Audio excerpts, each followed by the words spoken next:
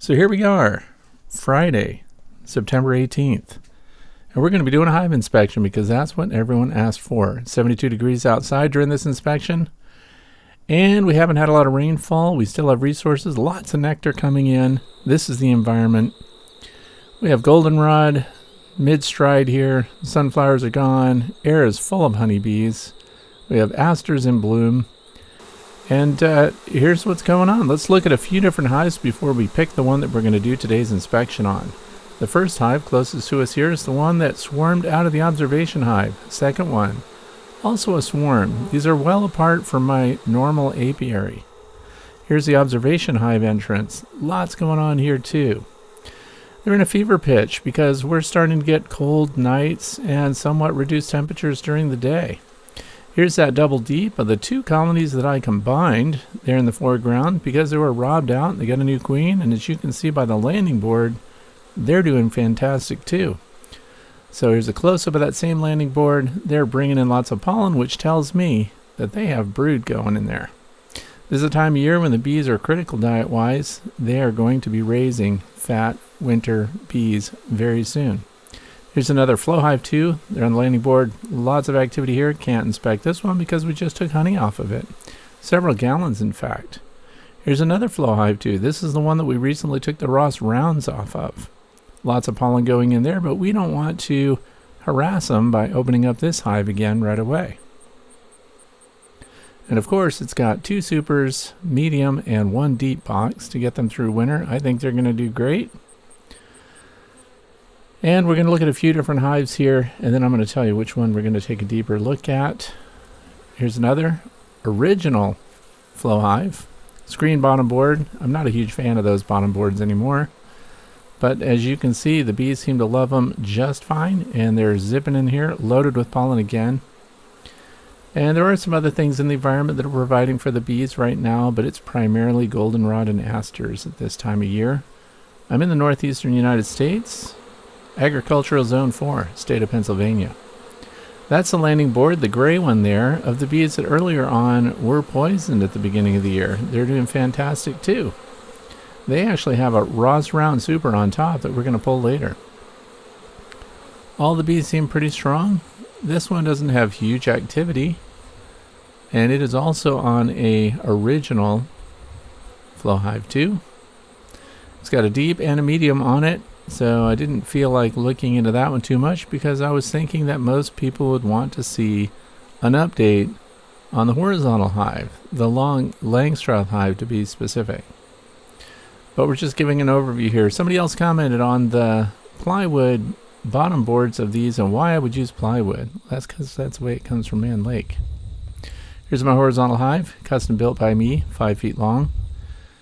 Built up on two 2x12s, and here's the end of it. I used copper flashing to keep the wind from blowing in through the joint where the top opens.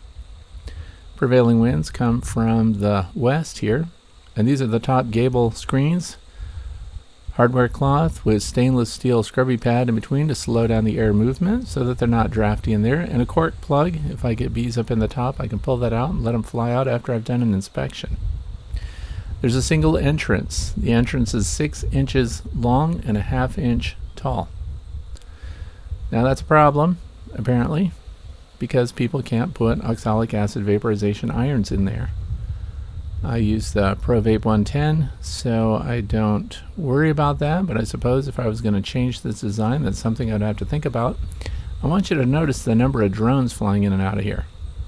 So while other colonies are kicking their drones out and starving them to death this time of year, this Long Langstroth Hive, which happens to be full of Saskatraz bees, still has a strong drone population. You can see them there with their large eyes coming together at the top. Good luck to them because there aren't that many virgin queens flying around. Now because it's colder, remember it's 72 degrees, I'm going to use pine shavings in my smoker, and I'm going to use the smoker instead of sugar syrup, which is what I like to use when it's a nice hot day. Problem is, nights are cold. 72 degrees is not very hot either. And I'm also trying out for the first time these bins. They're called Hive Butlers. I bought a pack of 5 of them. And they look really convenient. I thought I would use this to stage the frames instead of taking a risk and putting the frames on the ground. I also used one of these Hive Butlers to carry the BetterComb that I wired up myself. Keep them separate there. So on the right hand one, I'm going to put the frames in during the inspection, which will keep them off the ground. And also I have my other gear standing by here, but let's get into the hive. These are the clips that keep the lid down. These are adjustable. Those of you who looked at my original hive where I went over the specs a little bit, these are the handiest things ever, and I use them to make my swarm collection boxes too. These are the hive tools I'm going to use, J-hooks. Also, I just wanted to make a quick comment that if you're going to many different hives and some of them might be in trouble, disease-wise, use different hive tools or clean them off in between. Those are goatskin gloves just in case things get hot, which I don't anticipate that they will. Going to open this up. Remember, this is made out of really thick stock. That is red oak there for the cover boards. And this thing is not full. We're coming to the end of the year, so they've expanded as far as they're going to. My lid is held open by this chain and 2 lag bolts, of course. And someone mentioned early on when I started with this that the wind was going to blow that shut. Well, it holds up to strong winds. This is how I'm going to light my smoker, because I knew somebody was going to ask. This is just what you use for soft solder when you're soldering pipes together. Easy method for lighting up the smokers. And this is just pine shavings again, kiln dried. It's what I use in the chicken coops. We have bins of it already, so I use it for smoke. It lasts long enough for me, but again, of course, we're only going to do one inspection. There it is, nice cool smoke. Don't overdo it. Try not to create a fog of war when you get out here and start to inspect your hives. A few light puffs will get the bees under control to calm them down a little bit, and hopefully not put them off of nectar production for too long. A few puffs down in the cavity here below the cover boards, and I also did a couple of puffs at the main entrance. Now I like the roof the way I made it here. There's a 2x4 standoff, which gives me a nice space there to stack these boards. I'm also going to put a camera down inside the cavity here of this Long Langstroth Hive. It's called that because it's built around Langstroth frames. They have been propolizing this thing up like crazy. Now in the last couple of videos, the bees had come out into this open cavity here, but this time there aren't that many in there, but I do want to show you the vents that I have in the bottom. So these are the only real vents in it, and then there's the control gates that let me close them up completely or leave them vented. I've left them in the open position, but when we get inside the space that the bees have access to, you're going to see what they did with the vents. Keep in mind, I don't use upper vents generally. I give them a single vent, but I leave the bees the choice based on what they seal and what they don't. So we're going to pull out this follower board. This thing is 1.5 inches thick. And the bees propolized my copper mesh down on the bottom there. Look how sticky that is. Now what we're looking at for the first frame here is BetterComb. It's got the wire supports in it, and there, give you a close look at this propolis all over that mesh. So I don't know if I would change anything there. I guess the mesh is okay. The bees were walking right through there, but I don't see that they're doing much of that now. Dr. Leo says to leave that space open actually under your follower board so the bees can come and inspect the space and they won't be surprised when you expand it. But my bees plugged up that mesh. If it was an opening complete, they might leave it alone, who knows.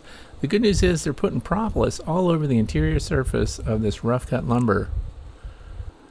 That's what I expected them to do, and they're not letting me down. Now you can see that they took this BetterComb and they sealed it around the edges, all edges. Someone else said, why aren't you using Acorn frames in your Long Langstroth Hive? Don't you still like those? Of course I like the Acorn heavy waxed plastic frames. I like the Acorn heavy waxed foundation as well. But the bees can't chew their holes in it, so I'm using nothing but foundationless or BetterComb in all the frames in this hive because I want the bees to be able to shape it any way they like. And they do. They treat it just like their own comb. And it is really handy to have the Hive Butler here. This is my trial with that gear. I just put the frames in there, and look what the bees do. They don't clamber all over the sidewalls of it the way they would if I used an old deep box, for example. And whenever you lean them on the side of the hive or set your frames on the ground, you have bees all over the ground too. And you risk losing your queen if you pull her out of there. So I think the Hive Butler here is going to be a very nice addition to my equipment. Here's another one. Look at the vent holes that they've made up in the right and left hand corners through the BetterComb. So when the bees can shape the wax themselves, and in this case it's that wax imitation that has the same chemical composition of beeswax, but it's not made by bees, it's made by a company called Hexacell. I get BetterComb from betterbee.com. And it has wire reinforced because I have learned that this stuff needs to be reinforced with the wires. And one of these Hive Butler things will hold 10 frames. Also, look at the bottom. There's a standoff there, so there's a space underneath the frame. So if I had queen cells or something else sticking out on the bottom, which I don't with this particular hive, but the Hive Butler has a space already built in to accommodate that, so we're not smashing those if we were sitting off to the side temporarily as we are here. Now these frames have a lot of nectar in them. Not much of it is capped, of course, but they are pretty heavy. The first one I pulled out, maybe half a pound, so they've still got a lot of room to expand. I'm not going to need the extra frames that are brought with me, but I like to bring everything just in case, because when I open it I don't want to revisit them and stress out the bees. They're pretty common here.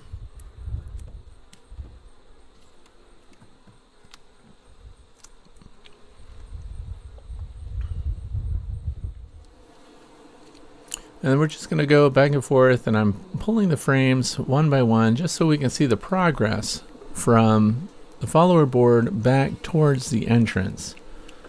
So most of their brood is towards the entrance, but they've done some funny stuff here, and they've put in full frames of honey, and then of course brood, more full frames of honey, and then they separated their brood, which I found interesting. So here we are. This one's pretty much loaded with honey. The top is even capped already. So they have room to expand. It looks like we've got 5 frames left over that have honey in them, but it's not capped, and so they've got room for expansion. I was a little worried based on the number of bees I saw coming in that they might get honey bound, but I think we're going to be okay. Another thing I would change if I were building this thing again is I would leave more space at the end of the frames. I'd like to leave 3/8 of an inch on the vertical struts of those frames so the bees have more room to move through the sides. The way it is now, they tend to propolize a little bit, the frames that have come close to those interior edges. And they can walk over the tops of the frame top bars, and of course, as you can see, they can walk freely underneath, and they're keeping the area really clean.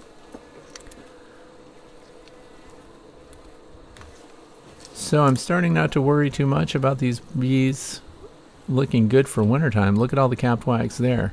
And this frame is pretty heavy. We're talking 5 pounds plus deep frame. And that is BetterComb.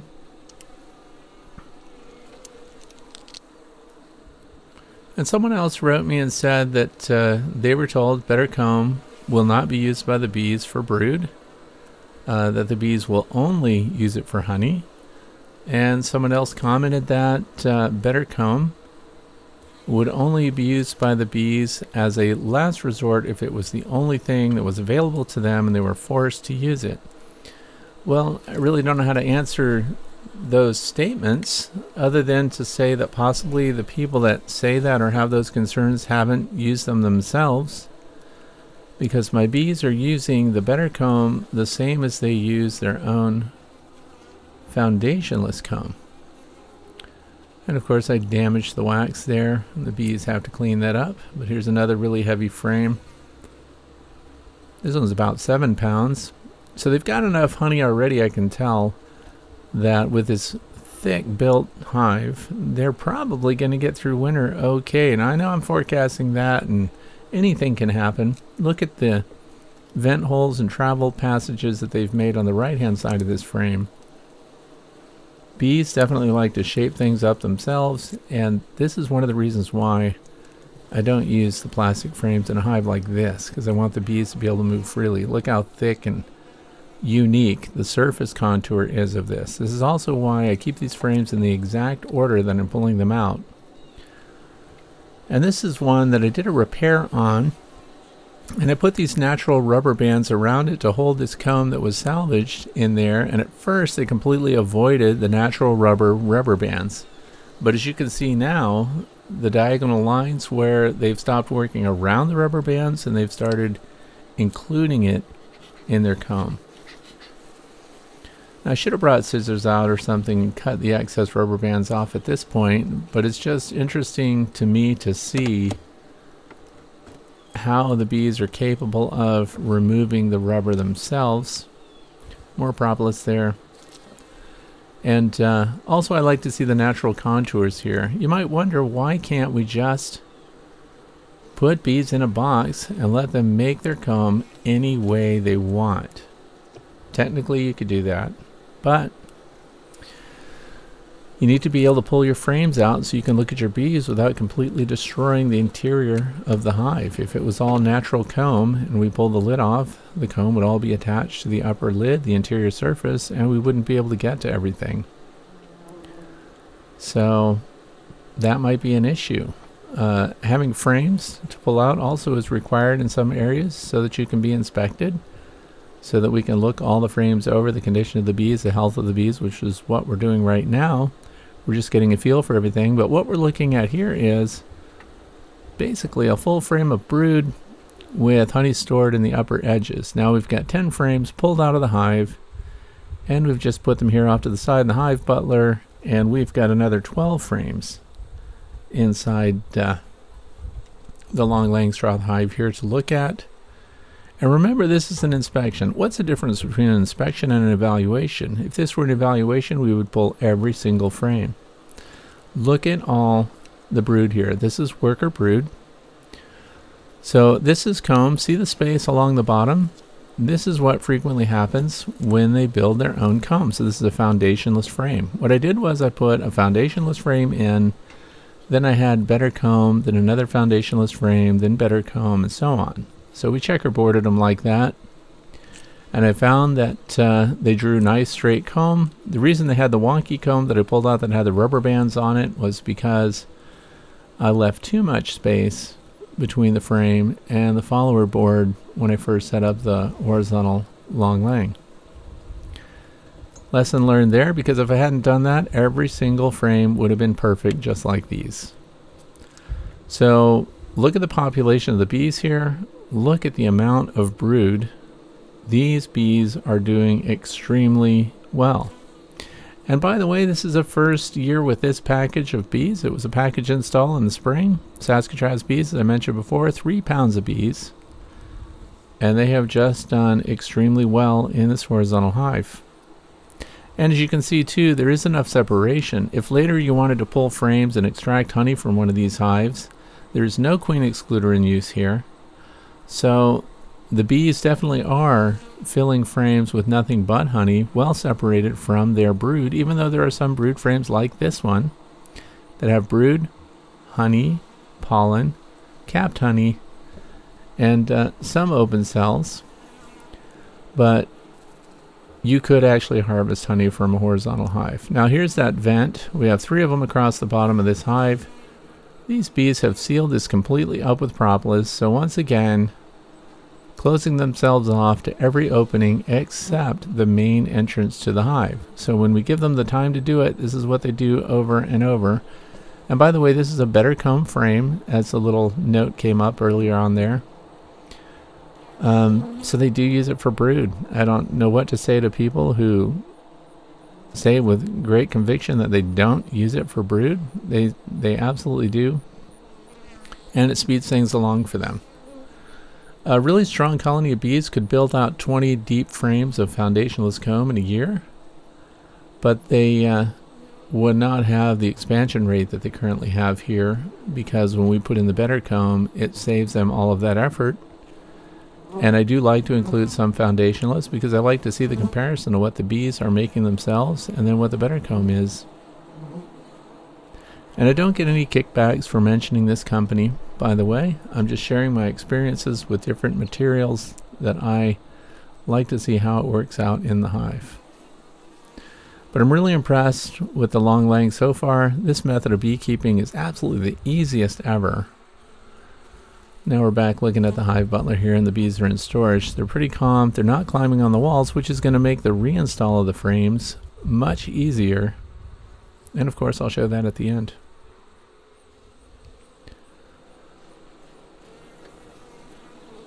Great population in here, and look how calm the bees are. We did smoke them a little bit, but I don't know that that was even necessary. Here there's a worker bee hatching, a little note there that points it out.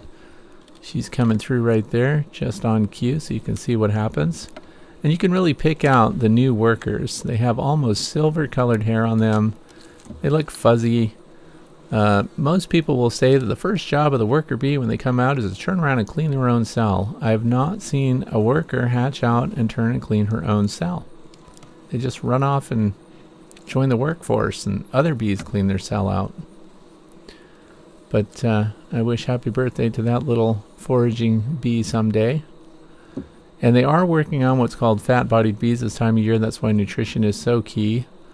We are also experimenting with spirulina and gut health for the bees and things like that. But I hope you're getting a good look at these frames. This is not a time of year when we see a lot of eggs and brand new larvae. Larvae, plural, because we are coming to the end of this nectar flow and they're making preparations for winter. That's why the activities are so extreme. Here you can see the checkerboarding that I've done. Foundationless, BetterComb, foundationless, BetterComb, foundationless, BetterComb. And of course they drew out their foundationless frames perfectly. I did not pre-wax those. I don't use starter strips or anything like that. The bees just do it based on bee space. And of course the BetterComb to some degree served as a guide for that.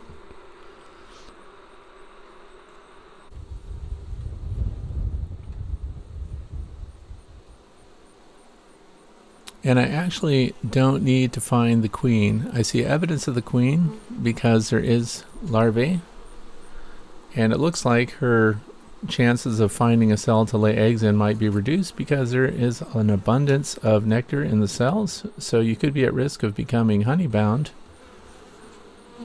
And this seems to be a floor occupied with drones frame here because the nurse bees are here. They're such pushovers, and they'll feed these drones that are begging. You can also see some of these cells have larvae in them. And some are in the process of being capped by the workers. So we have a healthy colony here. The other thing is, this colony showed no varroa, not one. And that's very interesting too, and I partially attribute that to the fact that this hive is off by itself, well away from the other hives. So it's not getting a lot of bee drift, it's not getting a lot of visits from bees from other colonies, so they're not sharing diseases as well. So some beginning beekeepers want to know, how far apart should they have their hives? Well, my answer to that is as far apart as you can put them. This is a drone, male bee. The reason I wanted to pick him up and show you is a lot of people will spot that and say they saw the queen. But it's just a male bee, they're oversized. Here you see some bees doing what's called a tremble dance.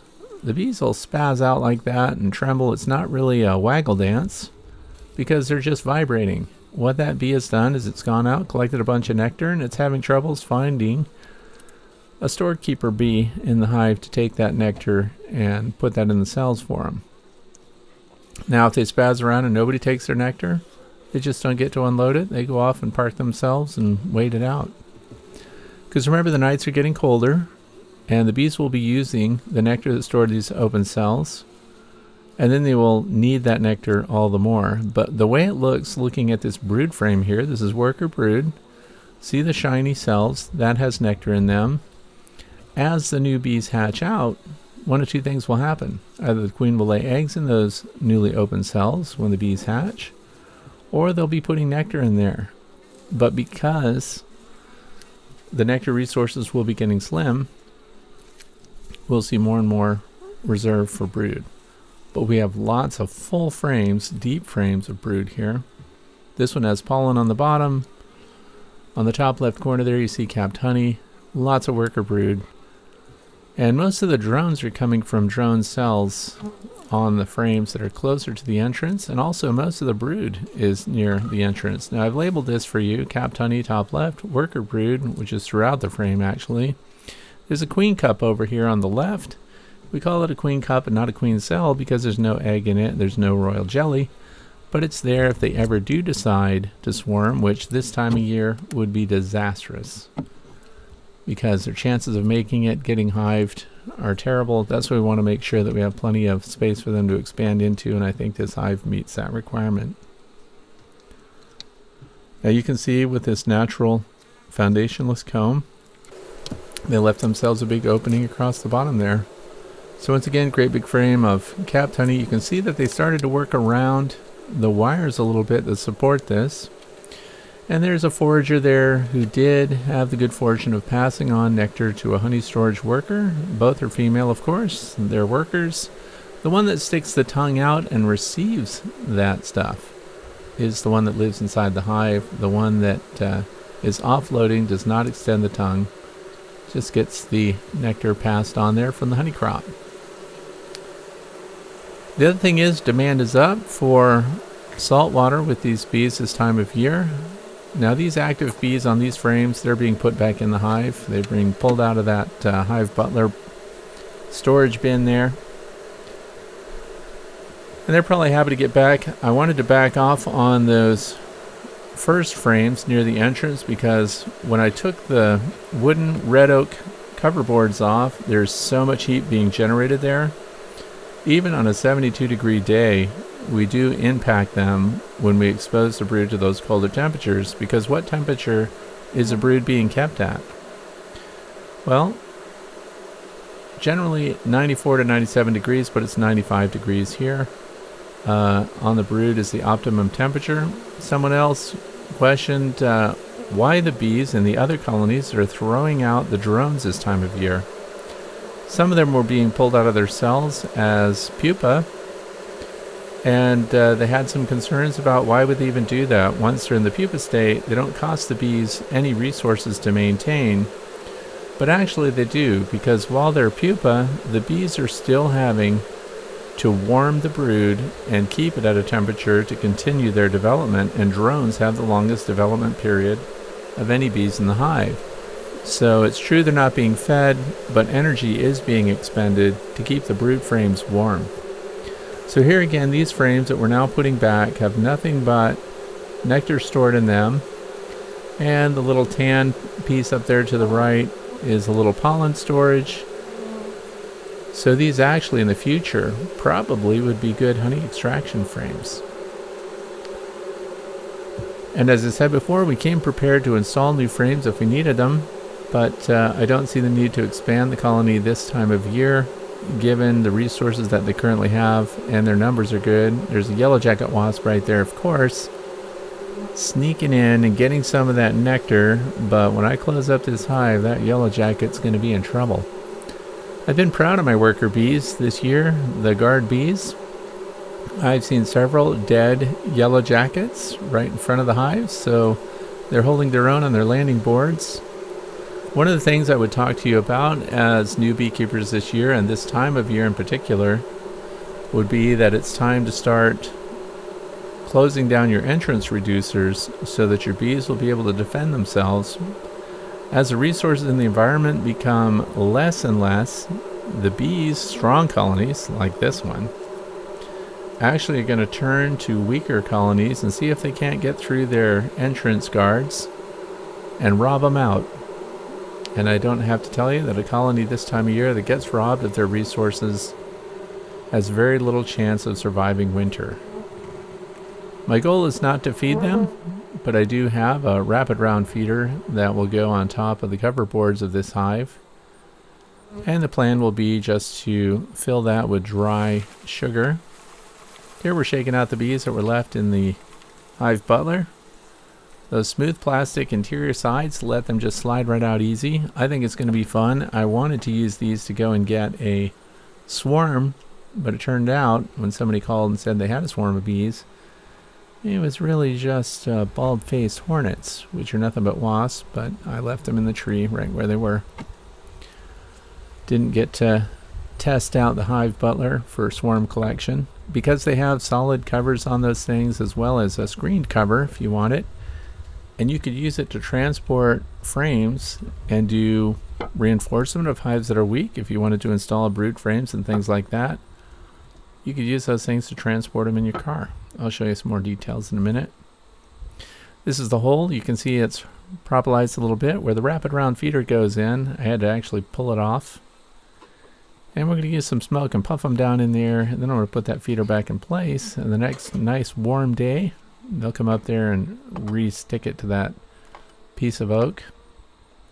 And this is just on hot standby. So in the wintertime, if I determine that they're running low on resources, that is parked over the end that has most of the brood.